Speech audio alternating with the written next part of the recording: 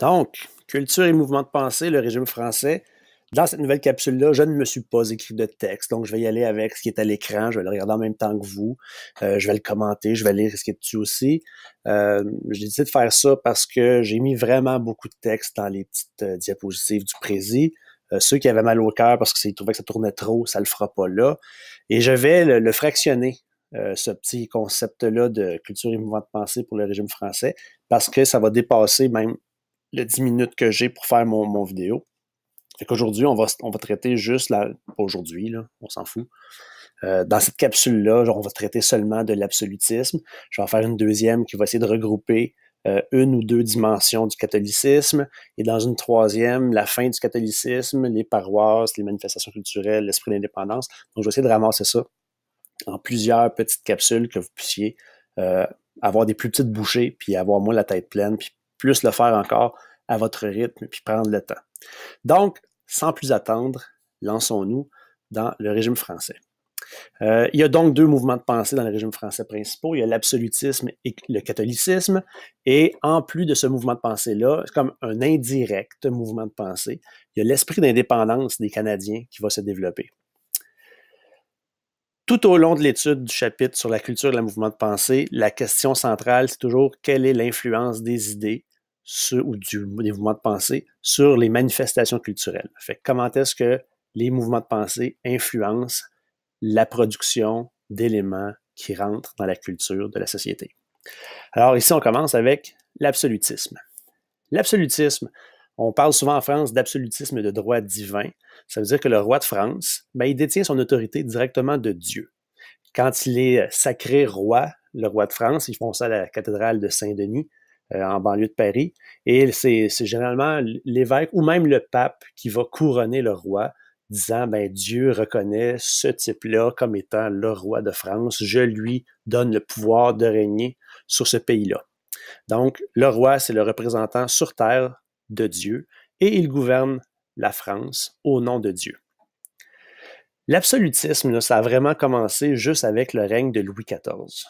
Lui, son père est mort, il est devenu roi, il avait 5 ans, donc de 5 ans à 21 ans à peu près, il a été dans une période de régence, c'est-à-dire que son premier ministre était comme le roi à sa place.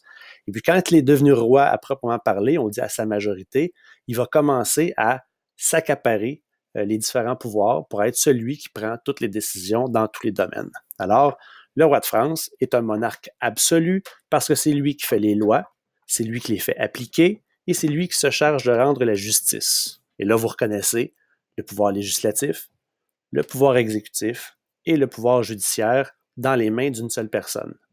Donc, monarchie absolue. Monarchie absolue de droit divin parce que c'est Dieu qui, dans le fond, a donné le droit à Louis XIV d'être le roi de France.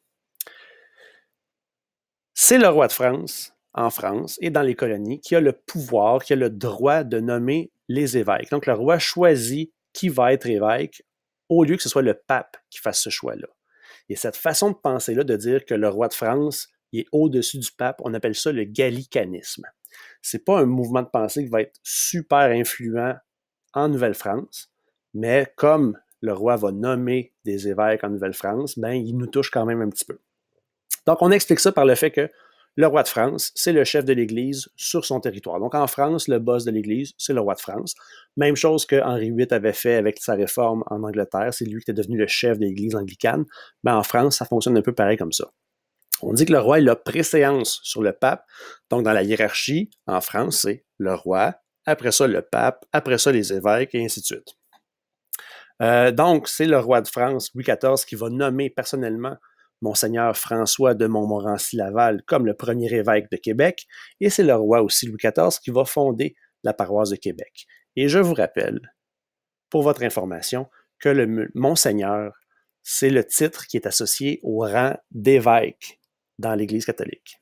Il ne faudrait pas l'oublier ça.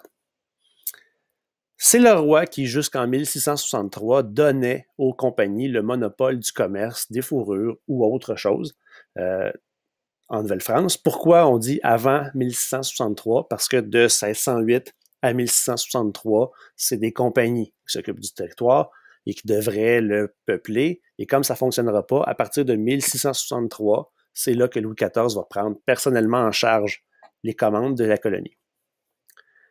En Nouvelle-France, le roi ne peut pas être là, le roi est en France. Donc, il envoie un gouverneur, et pour aider le gouverneur, il y a un intendant. C'est donc les deux les représentants du roi. Et le gouverneur et l'intendant, ils n'habitent pas dans des cabanes en bois rond. Ils vivent dans les plus belles résidences de Québec, et ces résidences-là, on les appelle le palais du gouverneur et le palais de l'intendant. Et ici, la petite photo qui est là, c'est le second palais de l'intendant à Québec. Tu vois que c'est une grosse maison pour un seul homme. Fait que c'est le faste et c'est le luxe à la hauteur de la Nouvelle-France de ce qui aurait pu se produire en France. C'est ni plus ni moins qu'un ministre du roi, l'intendant et le gouverneur, c'est ça. Donc, ça lui prend des cabanes un peu plus grosses et un peu plus luxueuses que celles du commun des mortels. Bon, là, on rentre dans les manifestations un petit peu plus de l'absolutisme dans la colonie. En Nouvelle-France, partout où est-ce qu'on va, il y a un rappel pour nous dire qu'on est dans une colonie qui appartient au roi. Donc, sur les portes de la ville de Québec, on retrouve les armoiries royales de France. J'ai mis la photo là. Et au centre de l'armoirie, il y a sur fond bleu 3 fleurs de lys. Mais la fleur de lys, c'est le symbole de la royauté française. Donc, on les met là. Ça rappelle aux gens que ça appartient à la France, que le boss de la place, c'est le roi de France. Vous êtes fortement au courant qu'entre Montréal et Québec, on a construit une route et que cette route-là, on l'appelle le chemin du roi. Autre référence. Il y a certains lieux en Amérique du Nord, pensons juste à la Louisiane, qui sont nommés pour Louis XIV, le roi de France. Et tout événement qui touche la famille royale, que ce soit des événements heureux ou tristes, des naissances, des mariages, des décès, des victoires ou des défaites militaires, ça va être fêté de façon positive ou négative, ça va être marqué, en tout cas souligné, dans la colonie. Donc, si c'est une naissance, feu d'artifice, bal, danse, réjouissance. Si c'est un décès, là, on porte le noir, puis on porte le deuil, puis on fait des messes spéciales. Mais les messes spéciales, ça se fait que ce soit bon ou mauvais. Parce que le roi, c'est aussi un peu le chef de l'Église, et donc c'est important aussi de passer par l'Église puis la messe pour célébrer ces choses-là. Dernière chose, j'ai mis la photo du buste. Si vous êtes allé à Québec, dans le vieux Québec, la place Royale, vous avez vu cette statue-là. C'est pas une statue qui est super grosse, mais c'est un symbole important.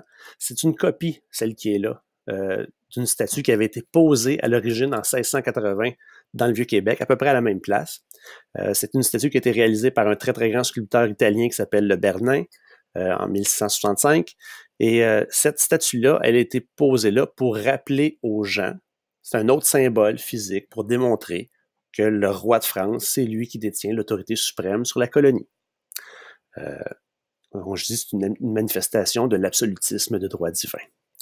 Donc, c'est la fin de la première petite capsule. Je vais vous revenir dans une deuxième capsule sur le catholicisme.